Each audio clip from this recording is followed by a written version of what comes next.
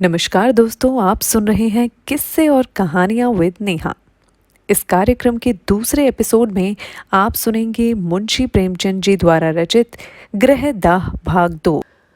उस दिन से सत्यप्रकाश के स्वभाव में एक विचित्र परिवर्तन दिखाई देने लगा। वह घर में बहुत कम आता। पिता आते तो उनसे मुंह छिपाता फिरता। कोई खाना खाने को बुलाने आता तो चोरों की भांति दुबका हुआ जाकर खा लेता। ना कुछ मांगता, ना कुछ बोलता। पहले अत्यंत कुशाग्र बुद्धि था। उसकी सफाई, सलीके और फुर्ती पर लोग मुग्ध हो जाया करते थे। अब वह पढ़ने से जी चुराता, मैले कुचैले कपड़े पहनता। घर में कोई प्रेम करने वाला न था। बाजार के लड़कों के साथ गली गली घूमता, कनकौवे लूटता, गालियां बकना भी सीख गया था। शरीर भी दुर्बल हो चला था। चेहरे की कांति मानो गायब सी हो गई हो। देवप्रकाश को अब आए दिन उसकी शरारतों के उलाहने मिलने लगे और सत्यप्रकाश नित्य घुड़कियां और तमाचे खाने लगा। यहां तक कि अगर वह घर में किसी काम से चला जाता तो सब लोग दूर दूर करके दौड़ाते। ज्ञान प्रकाश को पढ़ाने के लिए मास्टर आता था। देवप्रकाश उसे रोज सैर कराने साथ ले जाते। बड़ा ही हंसमुख लड़का था। देवप्रिया उसे सत्यप्रकाश के साथ से भी बचाती रहती थी। दोनों लड़कों में कितना अंतर था। एक साफ सुथरा, सुंदर कपड़े पहने, शील और विनय का पुतला, सच बोलने वाला। देखने वालों के मुंह से अनायास ही दुआ निकल आती थी।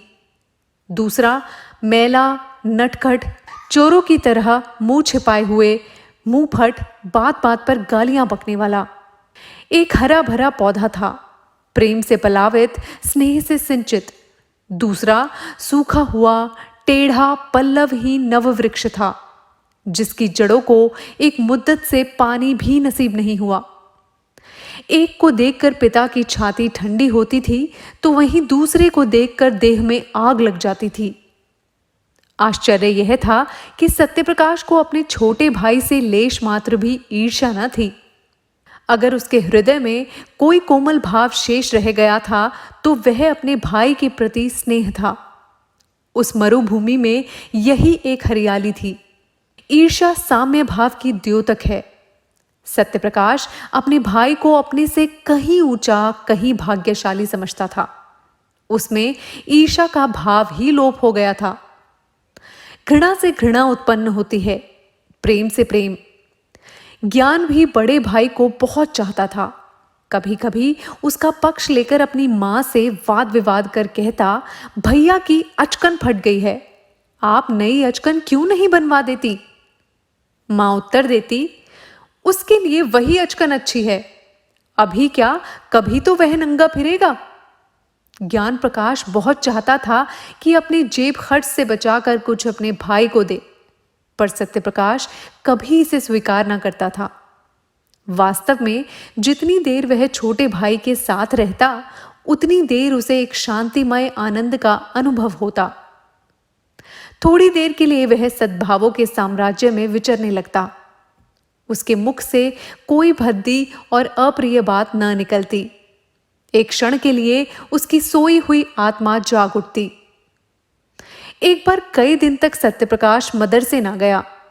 पिता ने पूछा, तुम आजकल पढ़ने क्यों नहीं जाते? क्या सोच रखा है कि मैंने तुम्हारी जिंदगी भर का ठेका ले रखा है? सत्य, मेरे ऊपर जुर्माने और फीस के कई रुपए हो गए हैं। जाता हूं तो दर्जे से निकाल दिया जाता हूं। देव, फीस क्यों बाकी है? तुम तो महीने महीने ले लिया करते हो ना। सत्य, आए दिन चंदे लगा करते हैं, फीस के रुपए चंदे में दे दिए। देव, और जुर्माना क्यों हुआ? सत्य, फीस ना देने के कारण। देव, तुमने चंदा क्यों दिया? सत्य, ज्ञानू ने चंदा दिया तो मैंने भी दे दिया। देव, तुम ज्ञानू से जलते हो? सत्य, मैं भला ज्ञानू से क्यों जलने लगा? यहां हम और वह दो हैं, बाहर हम और वह एक समझे जाते हैं। मैं यह नहीं कहना चाहता कि मेरे कुछ नहीं है। देव, क्यों? यह कहते शर्म आती है?